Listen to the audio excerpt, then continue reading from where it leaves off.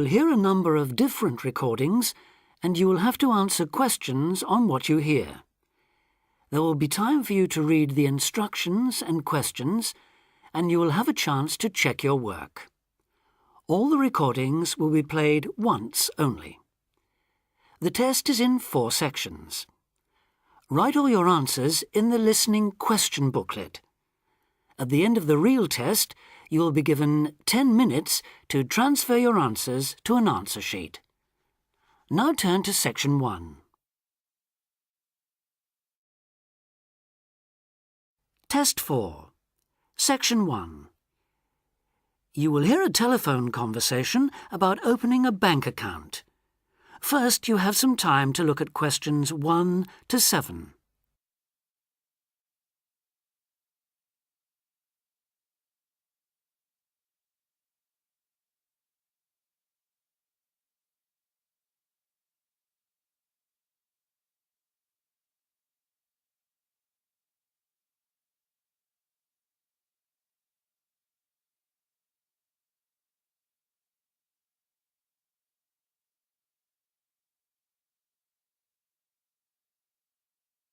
You will see that there is an example that has been done for you. On this occasion only, the conversation relating to this will be played first. Expats Helpline, Terry Davies here. What can I do for you? Hello, Terry. I've been in this country for a while, and I've just been offered a job in the city, so I think I'm going to need to open a bank account. I haven't had one before, so I'm wondering what papers I need. Well, basically you'll need to be able to prove to the bank that you're who you say you are and that you live where you say you do, okay? Uh-huh. And for some banks, at least, that means you'll have to show them 2 separate pieces of identity. So I'll run through the list if you like. Yes, please. Okay. I'll bring it up on the screen. Let's see. Here it is. Right. The first thing it says is a valid passport. The first document is passport. So passport has been written in for you. Now we shall begin. You should answer the questions as you listen because you will not hear the recording a second time. Listen carefully and answer questions 1 to 7. Expats Helpline, Terry Davies here. What can I do for you? Hello, Terry. I've been in this country for a while, and I've just been offered a job in the city, so I think I'm going to need to open a bank account. I haven't had one before, so I'm wondering what papers I need. Well, basically you'll need to be able to prove to the bank that you're who you say you are and that you live where you say you do, okay? Uh-huh. And for some banks, at least, that means you'll have to show them 2 separate pieces of identity. So I'll run through the list if you like. Yes, please. Okay. I'll bring it up on the screen. Let's see. Here it is. Right. The first thing it says is a valid passport. Mine's Australian. Yes, that would be fine, of course. The next one is a driving license, and again, one from your country would be okay. Then that's followed by birth certificate. Oh, hang on, that's only if you're under 18. Which I'm not. Right, so not that then. But you can also show them a benefit book. For instance, if you're in ill health, or unemployed, or getting income support. Yes, I could bring that. Or a letter from my employer, maybe? Well, that's not actually on the list, so we'll have to assume you can't. Okay. And to prove where I live? Again, there are several possible things listed here. For instance, you could use a bill for council tax or something else for where you live, such as an insurance certificate. I've got one of those, somewhere among all my papers. But what about bills? Things like phone bills, I mean. As long as it has your address on it, yes, fine. So a bill for my mobile would do, would it? I'm afraid it would have to be for a fixed line phone. You could use other types of household bill, though, as long as you get them through the post. How about an electricity bill? That'll say where I live, won't it? If it's in your name and not that of a landlord, yes. It is, so I'll probably take that then. There's one other you might want to use, A vehicle registration document. If you have a car or motorbike or something, of course. No, I haven't actually. Now, I believe there's a bank actually inside the commercial centre, and I might open an account there, seeing as how that's where I'll be every day. Yeah, that would seem to make sense. I know people who bank there. I actually read about it in a city guide. My cousin picked it up when he was here a couple of years ago, and I made a few notes. Do you mind if I run through them with you now, just to make sure the details haven't changed? Fine, go ahead. Okay, first question. It's still a branch of the Popular Bank, is it? The one with links to Australian banks? No, it's actually been taken over by another big banking group, the Savings Bank. It still seems quite popular, though, especially with people doing business in the Asia-Pacific area. And when is it open? Monday to Saturday? I'll have to check their website for that. Give me a second or two, will you? Sure. Right. I've got it. Customer service, and it's just weekdays, I'm afraid. Does it say what their business hours are? I'm just looking for that. It's on a different page for some reason. I think there's been a change at some banks in the last year or so. Yeah, here it is. It's open from 9:30 in the morning till 3:30 in the afternoon. And it's on the top floor of the main centre building, is it? Next to the travel agency? That's where it used to be, but they've since moved it to a slightly bigger place. It's on the ground floor now. Oh. And one last thing on this. I know most banks give incentives to young people to open accounts with them, but apparently this one didn't. Do you know if they're offering anything these days? I'll just check. I'm sure they'd say so on their new clients page if they were. No, there's nothing mentioned here. That's a pity. I was quite looking forward to getting my free gift. Before you hear the rest of the conversation, you have some time to look at questions 8 to 10.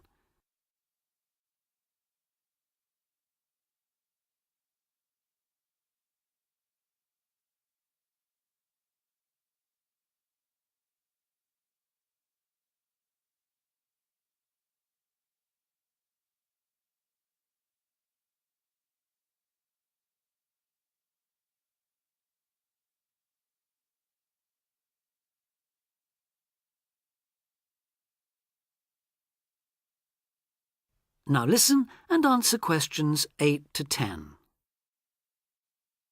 There are plenty of other banks within walking distance, you know. It may be worth shopping around to see what they've got to offer. Longer opening hours, including Saturdays, perhaps less crowded. Can you tell me how to get to a couple of them? I know where the commercial centre is, so that's probably my best starting place. Sure. For the Royal Bank, you need to turn left when you leave the centre, go along Market Street past the post office, and turn left up Bridge Street past the Shaw Theatre. Then you take the first right. You'll see an internet cafe on the other side, and the Royal is just a bit further along on the right, directly opposite the Park Hotel. Okay, I've got that. What about the Northern Bank? For that one, you turn right as you come out of the centre and go along Market Street until you come to the junction with West Street.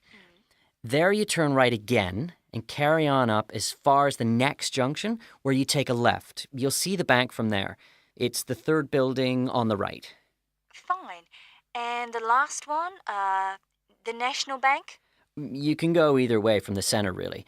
Up West Street or Bridge Street and then along past City Hall. The bank is on the other side of the road, right next to the tourist office. You can't miss it. Great. Thanks a lot for your help. Anytime. Bye. Bye. That is the end of section 1.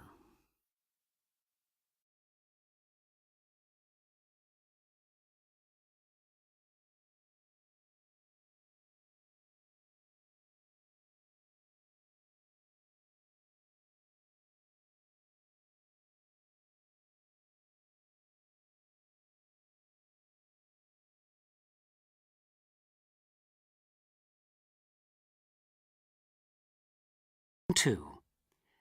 You will hear an extract from a talk about employment interviews. First, you have some time to look at questions 11 to 14.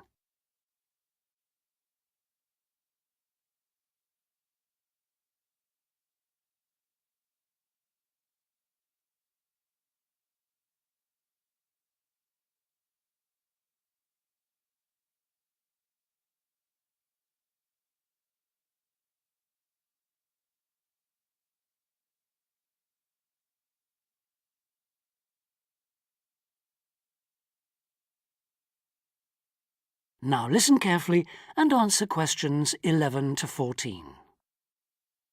Today I have with me Sandy Richardson of the local Workforce Center, and she'll be talking about that critical step towards the goal of employment, the interview. Sandy, what is an interview for, and what's the best way to approach it? A job interview is simply a meeting between you and a potential employer to discuss your qualifications and see if there is a fit. The employer wants to verify what they know about you and talk about your qualifications. If you have been called for an interview, you can assume that the employer is interested in you. The employer has a need that you may be able to meet, so it's your goal to identify that need and convince the employer that you're the one for the job. As everyone knows, interviews can be stressful, but when you're well prepared, there's no reason to panic. Preparation is the key to success in a job search, and you can begin by collecting together all the documents you may need for the interview, such as extra copies of your resume, lists of references, and letters of recommendation. You could also take some work samples, selecting from what you have designed, drawn, or written, for instance. And make sure you have a pen and pad of paper for taking notes. The next step is to find out about the post. The more you know about the job, the employer, and the industry, the better prepared you will be to target your qualifications. Always request a job description from the employer and research employer profiles at the Chamber of Commerce or local library. You could also try to network with people who work for the company or with employees of companies associated with it. The next step is to match your qualifications to the requirements of the job. A good approach is to write out your qualifications along with the job requirements. Think about some standard interview questions and how you might respond. Most questions are designed to find out more about you, your qualifications, or to test your reactions in a given situation. If you don't have any experience or skills in a required area, think about how you might compensate for those deficiencies. Before you hear the rest of the talk, you have some time to look at questions 15 to 20.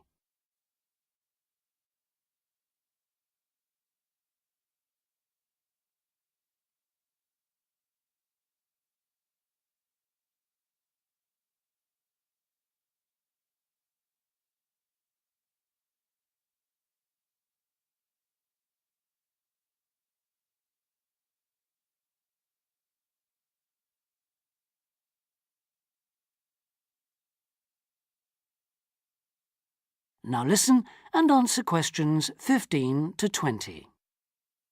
During an interview, it's important that you be yourself. Get a good night's sleep and plan your travel to be there in plenty of time so that you're not arriving out of breath with 30 seconds to spare. Don't, though, present yourself for the interview too early, 10 minutes at most. In the interview, listen carefully to each question asked. Take your time in responding and make sure your answers are positive. It's important to express a good attitude and show that you're willing to work, eager to learn, and are flexible. If you are unsure of a question, don't be afraid to ask for clarification. In fact, it's sometimes a good strategy to close a response with a question for the interviewer. In general, focus on your qualifications and look for opportunities to personalize the interview. Briefly answer questions with examples of how you responded in comparable situations, from either your life or previous job experiences. Something you should avoid are yes or no responses to questions, but don't dwell too long on non-job related topics. Use caution if you are questioned about your salary requirements.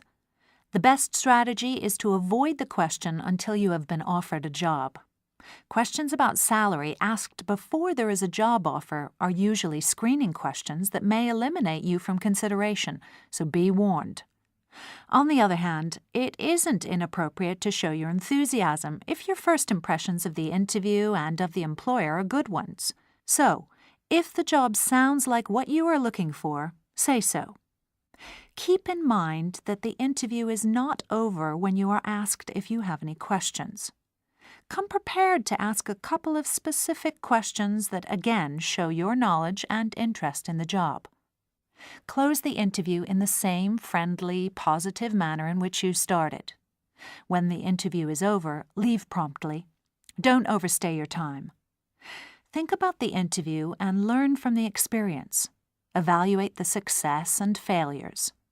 The more you learn from the interview, the easier the next one will become. You'll become much more confident. To close, here are a few more tips. First, maintain good eye contact throughout the interview and be aware of nonverbal body language. Second, dress a step above what you would wear on the job. Go to the hairdressers, have a shave, etc. Remember that your appearance is a key indicator of whether you have the right attitude, so it can pay to give some thought to how you look. And finally, don't be a clock watcher. That is the end of Section 2.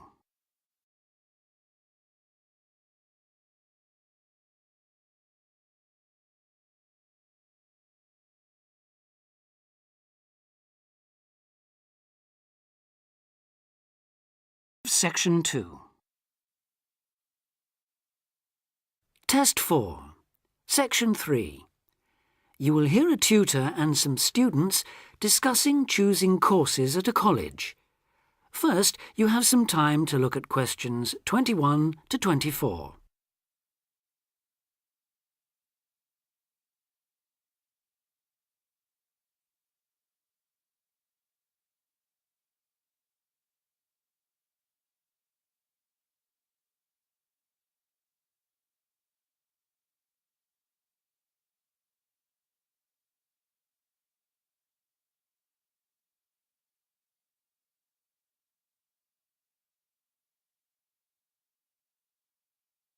Now listen carefully and answer questions 21 to 24.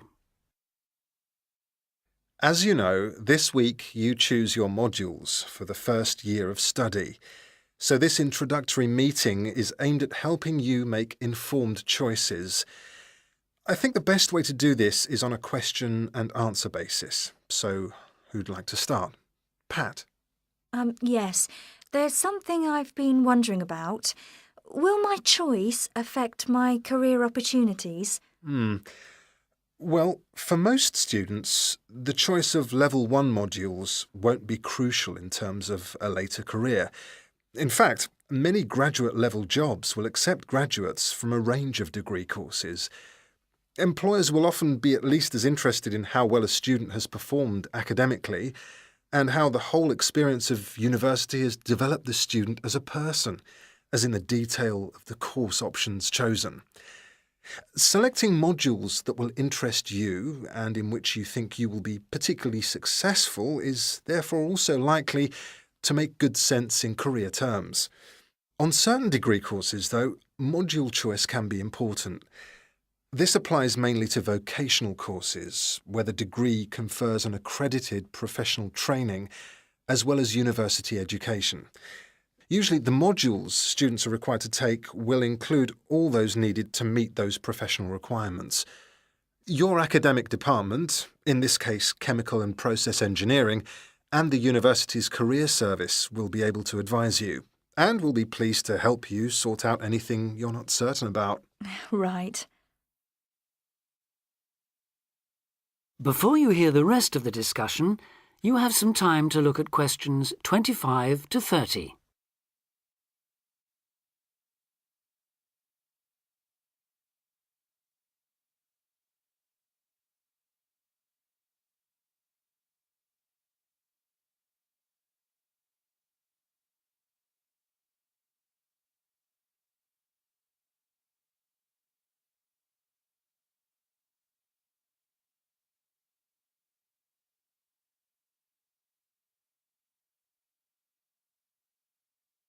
Now listen and answer questions 25 to 30. I'd like to ask a few things about the Applied Chemical Engineering module. Fine. What would you like to know? Well, apart from the work on practical engineering, what other topics are covered? Some that might surprise you. One that students always seem to like includes interviewing techniques, presentation skills, and producing written reports.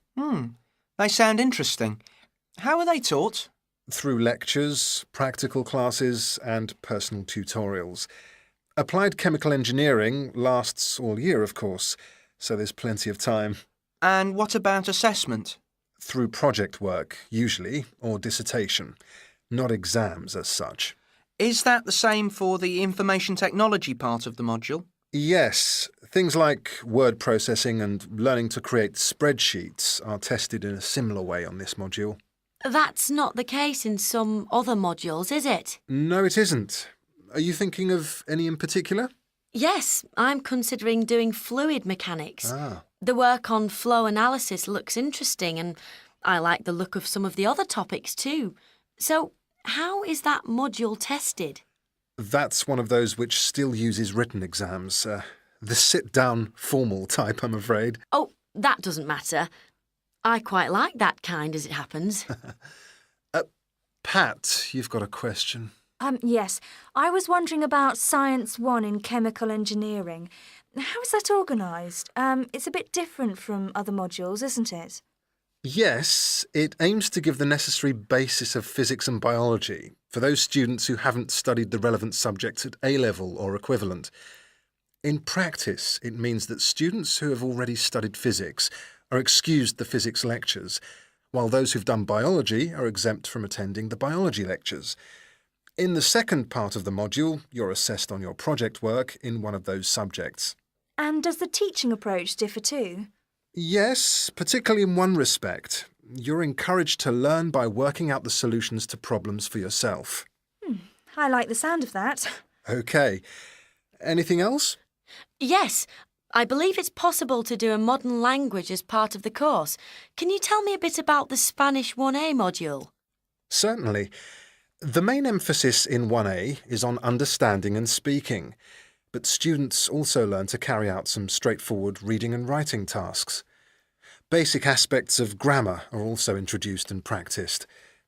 The module comprises 36 hours of class contact, mainly in tutorial groups of 16 to 20, and students are expected to do approximately 64 hours of private study. It sounds interesting. I did some Spanish at the Cervantes Institute last year. Passed an exam, in fact. Ah, I'm afraid that means you can't do 1A. Oh. The regulations say this module may not be taken by students with a qualification in Spanish, though you could do 1B. That is the end of section 3.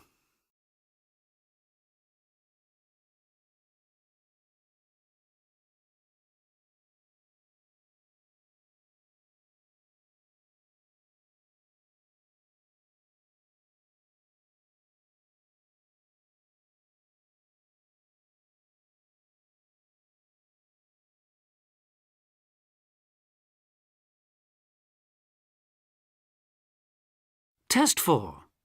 Section 4. You will hear part of a lecture about a crater in Australia. First, you have some time to read questions 31 to 40.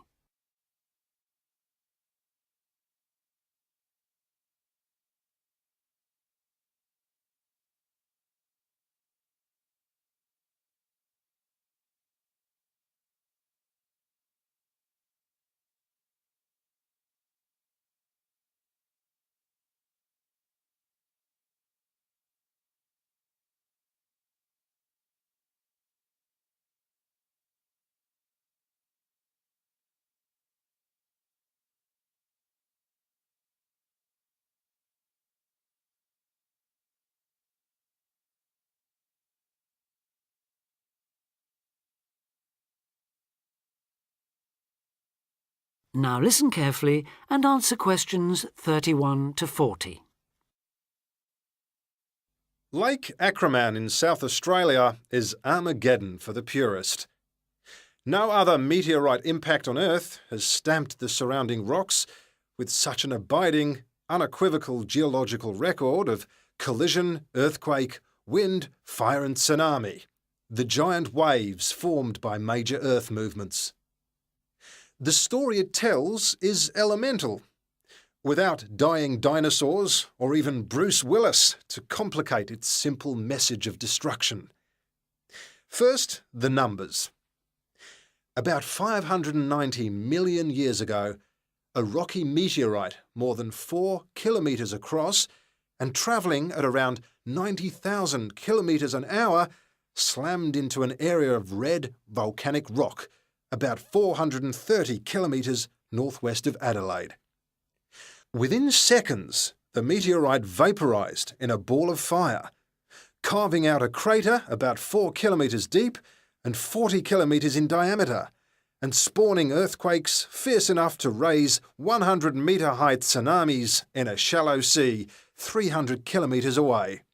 Ancient, stable and unglaciated, the bedrock of Australia preserves some of the most photogenic impact craters in the world.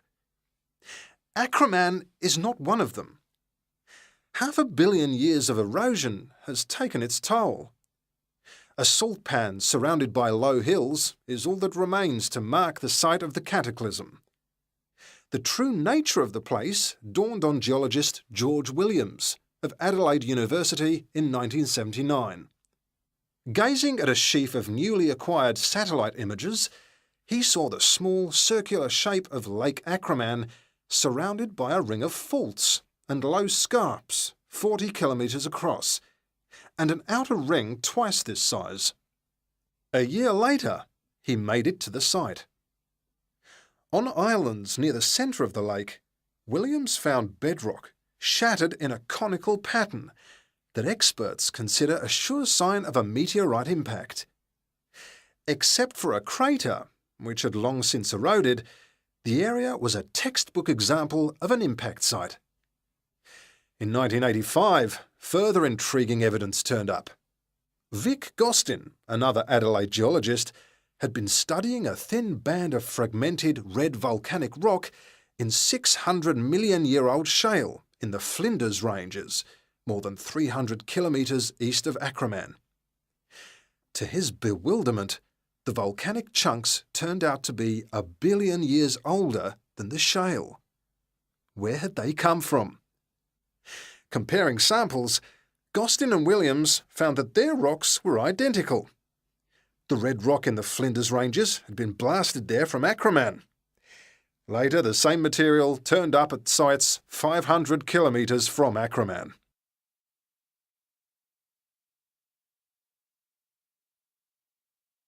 Everywhere, the bands of fragments showed the same structure. Coarse pebbles at the bottom, then a cocktail of silt and sand, then layers of increasingly fine sand distorted on top into a wavy, scalloped pattern. These layers also show, step by step, how the meteorite transformed the floor of an ancient sea hundreds of kilometres away, according to Malcolm Wallace of Melbourne University. First came the earthquake. Travelling at about 3 kilometres a second, shock waves arrived offshore within a minute or two of the collision, stirring up the water with clouds of silt as the seabed shook. Then shattered rock from the explosion arrived by air. Pebbles and boulders crashed into the water, reaching a depth of about 200 metres within a minute. One day they would become the lower band of the Flinders Rock. Sand took up to an hour to come to rest, finally bedding down with the silt that was also now settling on the sea floor as the effects of the earthquake died away. This mixture would eventually form the next layer. About an hour after the meteorite's impact, huge waves rolled in, leaving the ripples on the surface that later hardened into rock. Clear as mud is not an oxymoron. In Acraman, the arid, timeless Australian outback has preserved the closest thing the earth can boast to a perfect pockmark, the pinnacle of imperfection. That is the end of Test 4.